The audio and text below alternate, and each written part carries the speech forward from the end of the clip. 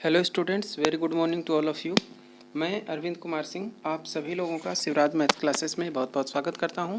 बच्चों, आज हम क्लास 10th में चैप्टर 4 जिसमें द्विघात समीकरण चल रहा है हमारा, आज हम इसकी प्रश्नावली 4.3 का क्वेश्चन नंबर 2 और 3 करेंगे। ठीक है ना।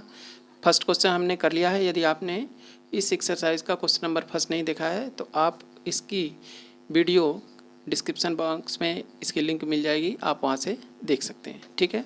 आइए क्वेश्चन नंबर 2 देखते हैं। क्वेश्चन नंबर 2 है कि उपर्युक्त प्रश्न 1 में दिए गए द्विघात समीकरणों के मूल द्विघाती सूत्र का उपयोग करके ज्ञात कीजिए। ठीक है ना।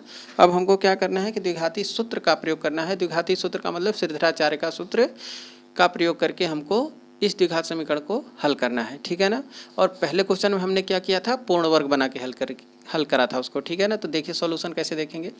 पहला है कि 2x², पहला हमारा इसका जो क्वेश्चन है वो है 2x² - 7x + 3 = 0। ये हमारा क्वेश्चन है। तो हम लिखेंगे दिया है द्विघात समीकरण 2x² - 7x + 3 = 0, इसको समीकरण 1 बना लेंगे। ठीक है ना। अब समीकरण 1 की तुलना व्यापक द्विघात समीकरण जो general equation of quadratic equation होता है, that is ax² + bx + c = 0 से करने पर, अब ax² + bx + c = 0 से तुलना करेंगे तो आप देखिए x² मिल रहा है, a का मान 2 आ जाएगा। ठीक है ना। यहाँ से देखिए bx और -7x, तो x मिल रहा है, b का मान -7 और यहाँ c का मान क्या हो जाएगा 3, क्योंकि यहाँ c है यहाँ +3 है तो c का मान 3, abc का मान आ गया।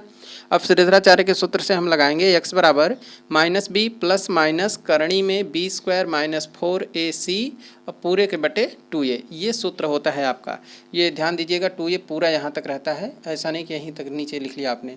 तो x = -b ± √b² - 4ac / 2a, ये फार्मूला है।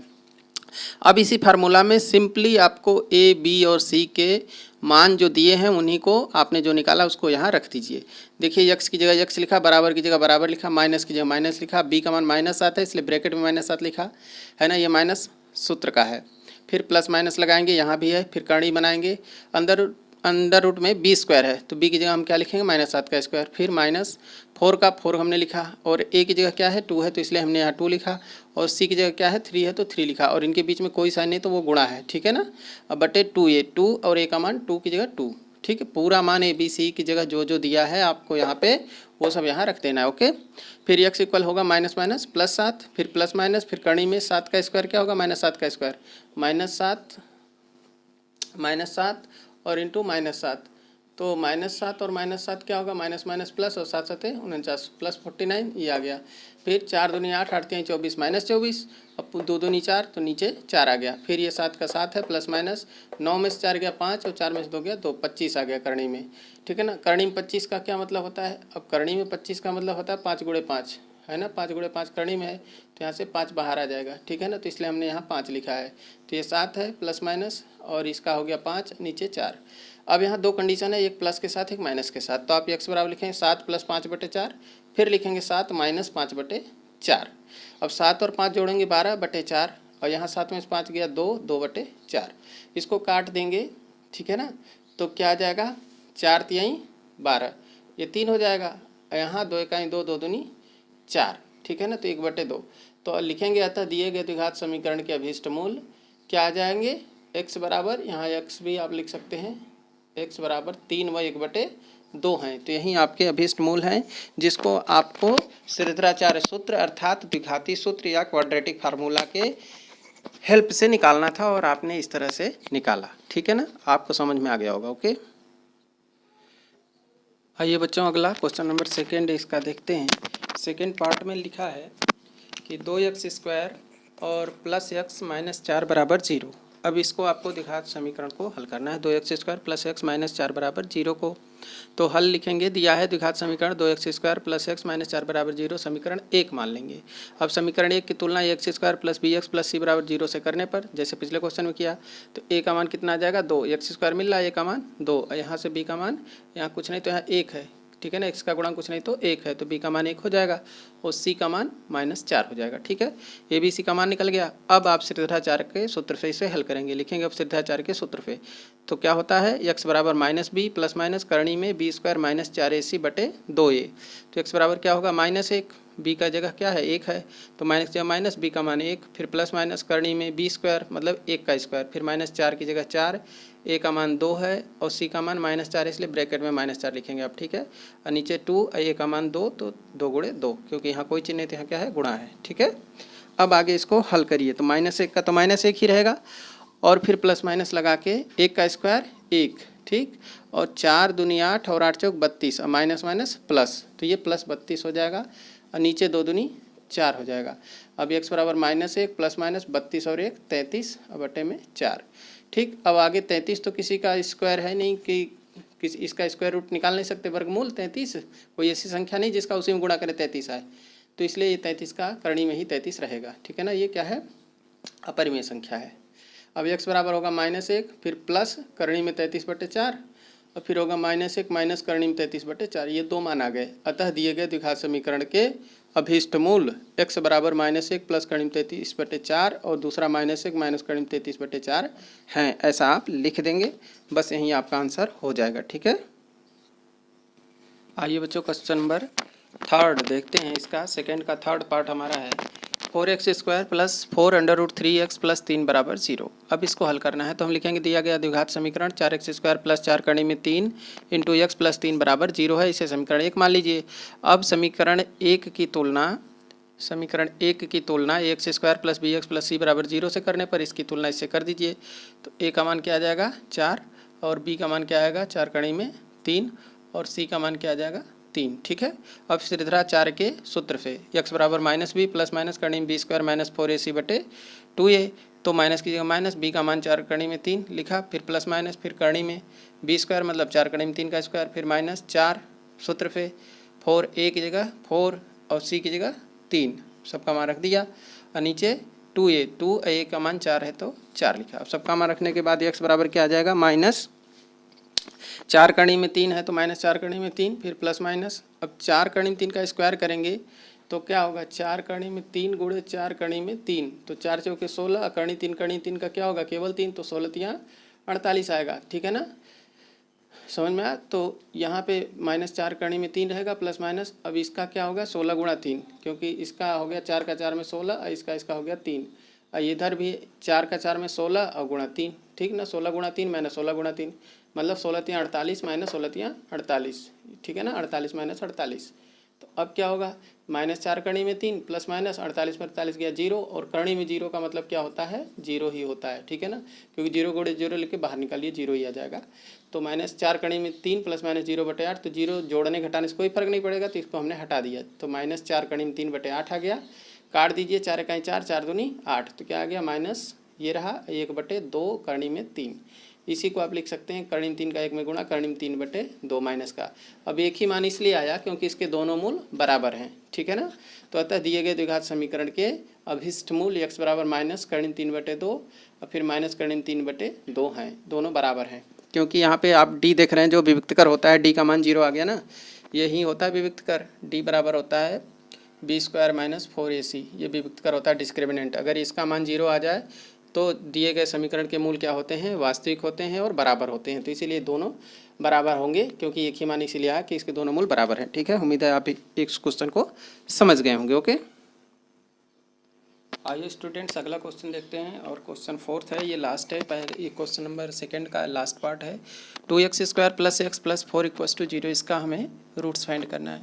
तो दिया है द्विघात समीकरण 2x² प्लस 1x प्लस 4 बराबर 0, यह हम आपका इक्वेशन नंबर 1 हो जाएगा, ठीक है।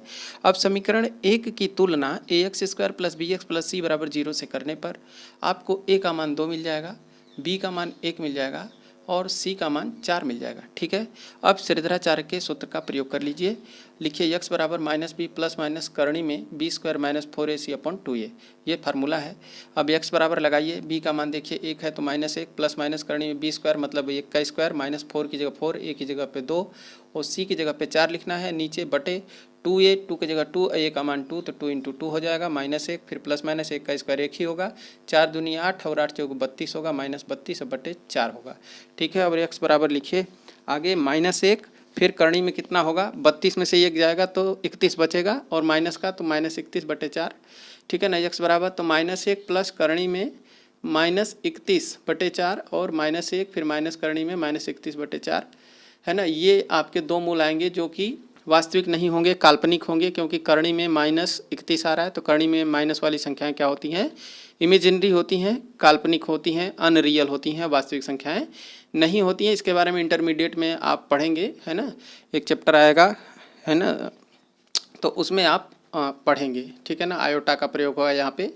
तो करणी में जो -1 होता है उसको आई कर लेते हैं, तो यहाँ करणी में -1 गुणे करणी में 31 हो जाएगा। तो वो आगे की बात होगी, इंटरमीडिएट में देखा जाएगा, ठीक है। फिलहाल आप ये जानिए कि ये दोनों आपके वास्तविक मूल नहीं है, ये दोनों ही काल्पनिक मूल हैं। लिखेंगे चूंकि करणी में -31 एक अवास्तविक अर्थात काल्पनिक संख्या है, अतः दिए गए द्विघात समीकरण के मूल का अस्तित्व तो नहीं है, यहाँ पे इसके रूट एग्जिस्ट नहीं कर रहे हैं। सो अर्थात इसके वास्तविक मूल नहीं ज्ञात किए जा सकते हैं, क्योंकि मूल तो काल्पनिक प्राप्त हुए हैं। इसके मूल काल्पनिक प्राप्त हो रहे हैं, तो वास्तविक मूल हम निकाल नहीं सकते हैं। इस तरह से इतना ही आप उत्तर लिख देंगे और इसका सॉल्यूशन यहीं पे फिनिश हो जाएगा, ठीक है ना। तो इसके द्विघाती जो मूल हमको ज्ञात करना था द्विघाती समीकरण के, वो इतने ही आएंगे, ठीक है ना। और आप लिख देंगे कि ये अवास्तविक मूल है, ठीक है। आइए बच्चों, अगला क्वेश्चन नंबर 3 का फर्स्ट पार्ट देखते हैं। क्वेश्चन नंबर 3 का पहला पार्ट है कि x - 1/x बराबर 3 और x का मान 0 नहीं हो सकता है। अगर x का मान यहाँ 0 हो जाएगा तो 1/0 अनंत हो जाएगा, फिर ये सवाल आप हल नहीं कर पाएंगे। तो इसीलिए x का मान 0 नहीं हो सकता है। ये कोई खास बात नहीं है, ऐसे ही लिखा है, ठीक है ना। इस पर केयर नहीं करना। आपको जो समीकरण है वो है x - 1/x बराबर 3, ठीक है। तो देखिए दिया है x, अब इसके नीचे कुछ नहीं है तो अंश दिया हर नहीं, तो एक मान लेंगे -1/x बराबर 3। अब इसका लसा x और वो एक का लसा x आ जाएगा, एक का भाग लगाएंगे तो x ही आएगा, x का x में गुणा x², फिर x का x में करेंगे तो कट जाएगा, एक आएगा, एक का 1 में गुणा 1 आएगा, बराबर 3/1 लिख लेंगे। या आप ऐसे समझिए कि x का x में गुणा x² आ गया, एक का गुणा 1 में 1 आ गया, x और 1 का गुणा x आ गया नीचे, ठीक। बराबर 3 को 3/1 भी लिख सकते हैं, क्योंकि 1 तिहाई 3 3 ही आएगा। अब यहाँ तिर्यक गुणा कर देंगे, क्या कह देंगे, तिर्यक गुणा, तिर्यक गुणा करने पर, तिर्यक गुणा करने पर, तो जब आप तिर्यक गुणा कर देंगे तो एक का होगा तो x² -1 और 3 का x में 3x हो जाएगा।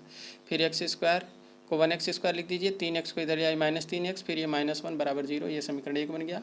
अब आप लिखेंगे समीकरण 1 की तुलना x² + bx + c बराबर 0 से करने पर, तो आपको a का मान यहाँ पे 1 मिल जाएगा, ठीक है ना, b का मान -3 मिलेगा और c का मान -1 मिल जाएगा, ठीक है। इस तरह से ABC का मान निकल गया। अब आप श्रीधराचार्य सूत्र का यूज करेंगे, x बराबर -b ± करणी में b² - 4ac/2a। अब इसमें क्या करेंगे कि ये ABC की जो भी वैल्यूज आपने निकाले हैं वो सब यहाँ पुट करेंगे। देखिए x इक्वल माइनस की जगह माइनस, फार्मूले से b का मान -3 है तो ब्रैकेट में लिखा -3 ± करणी में b² मतलब -3 का स्क्वायर -4, a की वैल्यू क्या है, देखिए 1 है, तो 4a, a की जगह 1, c की वैल्यू -1 है, ब्रैकेट में -1 लिखेंगे, और नीचे 2 × a, तो 2a की वैल्यू 1 है, 2 × 1, तो माइनस माइनस +3 हो जाएगा, ठीक है। प्लस माइनस अंडर रूट में -3 का स्क्वायर क्या होगा, -3 × -3, तो माइनस माइनस प्लस 3 3 9, अब फिर माइनस माइनस प्लस हो जाएगा, 4 इकाई 4, 4 इकाई 4, तो ये 4 हो जाएगा। तो ये -3 + -9 4 13, ठीक है ना, ये 13 हो गया। अब नीचे 2 का 2 है, ठीक है ना। अतः दिए गए द्विघात समीकरण के अभीष्ट मूल क्या हो जाएंगे, x बराबर ये 3 + करणी 13/2 और दूसरा क्या होगा 3 - करणी 13/2। तो इस तरह से आप इसके दोनों मूल ज्ञात कर लेंगे, ठीक है। आइए बच्चों, आज का लास्ट क्वेश्चन हम क्वेश्चन नंबर 3 का सेकेंड पार्ट देखते हैं। ये क्वेश्चन है कि 1/x + 4 - 1/x - 7 बराबर 11/30। अब इसको हल करना है। कंडीशन है कि x का मान -4 और 7 नहीं हो सकता, क्योंकि यहाँ -4 होगा तो 1/0 हो जाएगा अनंत, और यहाँ 7 हो जाएगा तो 7 - 7 0, 1/0 अनंत, इसलिए ये नहीं हो सकता। ये आपको दिया है समझने के लिए। आगे देखिए आप क्या करेंगे कि x - 7 का 1 में गुणा करेंगे, x - 7 आएगा, माइनस की जगह माइनस लिखेंगे, x + 4 का गुणा 1 में करेंगे, x + 4 आ जाएगा, ठीक। इसका गुणा इधर, इसका गुणा इधर, कैंची की तरह, ऐसे कैंची की तरह, ठीक है। अब आगे आप देखिए कि क्या होगा, x + 4 और x - 7 का नीचे गुणा कर लीजिए, ठीक है। तो इसका इसमें नीचे का नीचे बराबर 11/30, ठीक है। आगे क्या होगा कि x - 7 है, -x होगा और ये -4 हो जाएगा +4 से, क्योंकि ब्रैकेट से पहले अगर माइनस है तो अंदर वाले पद का चिन्ह बदल जाएगा, ठीक है ना। तो इस तरह से ये माइनस हो जाएगा, ठीक है। आगे देखिए, अब नीचे x का x में x², x का x में x², फिर एक्स का साथ में -7x, फिर 4 का x में 4x और 4 का साथ में 7 चौक 28 गुणा कर लिया हमने। इधर 11/30। अब ये -x और ये +x कट जाएगा, ठीक है ना। तो 7 4 11 माइनस का 11 होगा, नीचे x², साथ में 4 घटेगा तो माइनस का 3x और -28 ऐसे ही लिख लिया बराबर 11/30। अब तिर्यक गुणा कर लीजिए, इसका इसमें और इसका इसमें, तो ये होगा x² - 3x - 28 गुणा 11 इधर हो गया बराबर ये -11 और गुणा ये 30, ठीक है।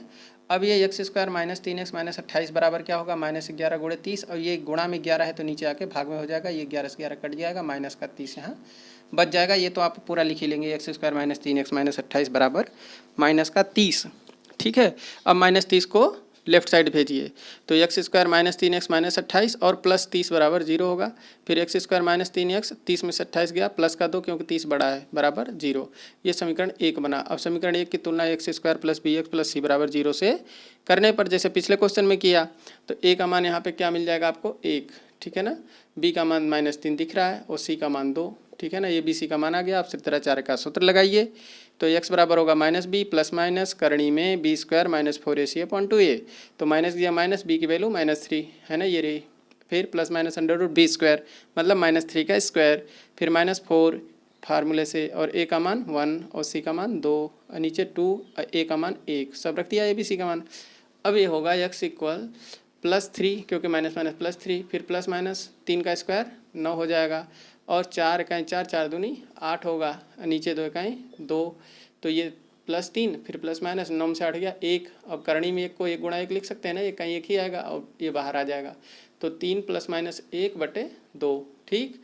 अब एक बार प्लस लेंगे, एक बार माइनस, 3 + 1/2, फिर 3 - 1/2, 2 मानाएंगे, 3 1 4/2 और 3 में से गया 2/2, तो 2 से कटेगा 2 दूनी 4 और 2 इकाई 2, तो क्या आ गया 2 और 1। तो अतः अभीष्ट मूल क्या होंगे, x बराबर 2 और 1, यानी इसके 2 मूल आ गए 1 और 2, ठीक है ना। तो इस तरह से इस क्वेश्चन को आप कर लेंगे। और लास्ट में आपसे एक ही रिक्वेस्ट, वीडियो को ज़रूर लाइक कीजिएगा, है ना, लोगों के साथ शेयर कीजिएगा, कमेंट करके बताइएगा आपकी वीडियो कैसी लगी, क्वेश्चन समझ में आया कि नहीं आए। और यदि आप चैनल पर नए हैं तो चैनल को सब्सक्राइब करना नहीं भूलिएगा प्लीज़, ठीक है ना। थैंक्स फॉर वॉचिंग, बहुत बहुत धन्यवाद आप सभी का।